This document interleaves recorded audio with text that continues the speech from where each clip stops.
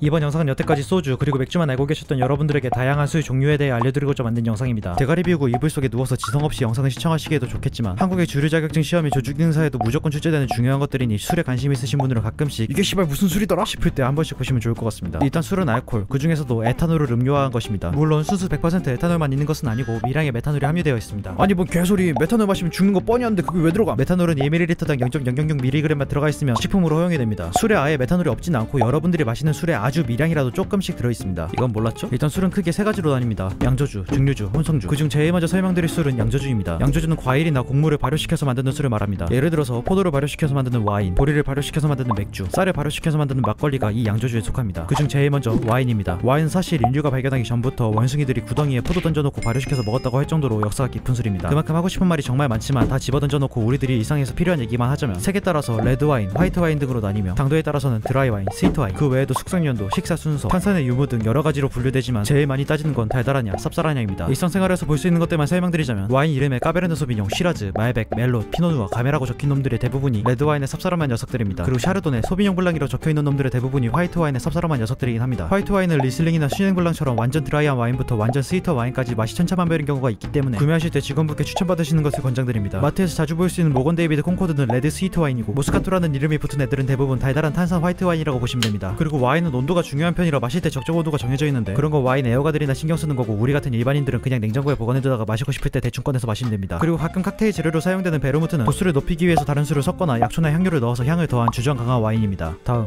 맥주입니다. 맥주는 보리의 메가를 발효시킨 다음 호비라는 것을 첨가한 술입니다. 요즘은 밀이나 호밀 등 여러가지 곡물을 섞어가며 만들기도 합니다. 사실 우리가 편의점에서 4캔 만원에 파는 것들을 많이 봐서 그렇지 사실 맥주도 와인급으로 돈이 많이 드는 술입니다. 한 병에 만원 이상 넘어가는 맥주가 많으며 알코올 도수가 그렇게 높지 않아서 한 캔, 두 캔 마시다 보면 어느 순간 지갑이 터져버린 자신을 볼 수 있습니다. 어쨌든 이 맥주도 크게 상면 발효한 A맥주, 하면 발효한 라거 맥주로 나뉘며 맥주 덕후들이 즐겨 마시는 것이 주로 A맥주입니다. 페일에일, IPA, 스타우트, 그리고 밀맥주인 위트에일, 바이젠 등이 A맥주에 속하며 필스너, 둔켈, 페일라거 등이 라거 맥주에 속합니다. 우리 주변에서 쉽게 찾아볼 수 있는 A맥주는 곰표 밀맥주, 말표 흑맥주, 구스 시리즈 등이 있고 칭따오, 하이네켄 등 우리들이 흔히 마트에서 볼 수 있는 캔맥주들이 주로 라거 맥주입니다. 참고로 일단 고들름주도 인정한 훌륭한 국산 맥주, 카스도 라거 맥주긴 합니다. 그리고 많은 분들이 오해하시는 게 필라이트나 필굿은 맥주가 아니라 맥주 맛을 내는 탄산음료인 발포주입니다. 기존 맥주보다 메가의 함량이 적어서 맥주로 분류되지 않기 때문에 그만큼 세금을 더 내게 되어 저렴하게 판매할 수 있는 겁니다. 이게 뭔 맥주야 씨발 라고 하는 분들께 말씀드리자면 그거 진짜 맥주 아닙니다. 다음 사이다입니다. 한국에서 부르는 사이다는 대부분 이놈이나 이놈을 주로 말합니다. 하지만 해외에서는 사이다 달라고 하면 대부분 이런 걸 줍니다. 이게 바로 사과를 발효한 양조주, 사이다, 시드르입니다. 그렇기 때문에 해외에서는 스프라이트나 세븐업을 달라고 해야 하다면 저는 한국에서의 혼동을 피하기 위해 사과 발효주를 애플사이다 혹은 시드르라고 부르는 편입니다. 우리가 흔히 볼 수 있는 애플사이다는 캔에 들어있는 서머스비, 템트, 애플폭스가 있고 진짜 와인처럼 나오는 애플사이다도 있는데 뭐 살면서 특수한 경우가 아니면 마실 일은 거의 없을 겁니다. 서머스비나 애플폭스 같은 거 마시면서 이게 맥주냐 사이다지? 하는 사람들에게 한마디 하자면 그거 진짜 맥주 아닙니다. 다음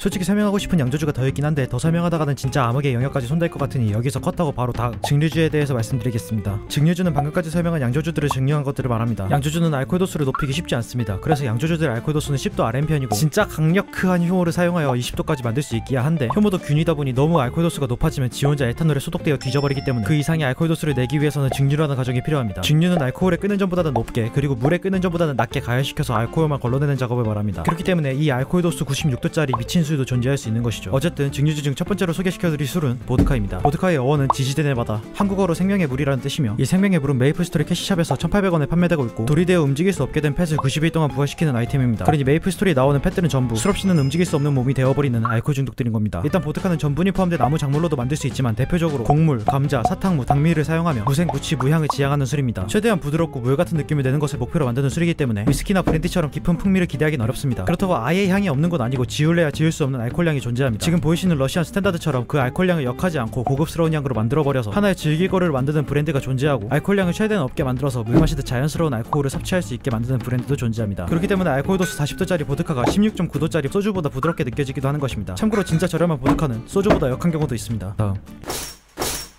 럼입니다. 이 개같은 럼은 사탕수수에서 설탕을 뽑아내고 남은 부산물, 즉 찌꺼기 같은 것들로만 만든 술입니다. 해적들이 바다를 항해할 때 오랜 시간을 바다에서 머물기 때문에 오래 보관하면 썩어버리는 물 대신 저렴하고 썩지 않은 럼을 주로 비축했다고 합니다. 그래서 럼은 해적을 상징하는 술처럼 여겨집니다. 미천한 새끼. 럼은 숙성 연도에 따라서 화이트럼, 골드럼, 다크럼으로 나뉘며 이 뒤에 자세한 내용은 추후에 럼 영상을 찍을 때 다시 자세하게 알려드리겠습니다. 왜 럼만 이렇게 험하게 대하냐고요? 그만큼 사랑하기 때문입니다. 다음 진입니다. 진은 곡물을 발효 후 증류시켜 베이스가 되는 주정을 만들고 지니퍼베리, 고수, 약초 뿌리 등 여러가지 향신료를 넣고 다시 한번 증류시키는 술입니다. 향을 추가하기 때문에 곡물을 증류시킨 후에 끝내는 보드카보다 재료의 향이 진하고 강한 편에 속하는 술입니다. 그리고 재료도 다양하기 때문에 브랜드마다의 개성이 강한 편입니다. 그렇게 개성이 존나 강한 술인 봄베이 또한 진의 한 종류입니다. 보통 알코올량도 알코올량이지만 향신료의 향이 강한 편이라 같은 가격대의 럼과 보드카에 비해서 스트레이트로 마시기 힘든 편입니다. 그래서 보통 대부분의 사람들이 칵테일로 마시는 경우가 많고 그에 따라 칵테일 레시피도 비교적 많은 편에 속합니다. 특히나 세계적으로 유명한 칵테일 마티니가 이 진을 사용한 칵테일에 속합니다. 물론 스트레이트로 못하는 술은 아니고 한창 자극적인 걸 찾던 시절에는 봄베이도 스트레이트 때리고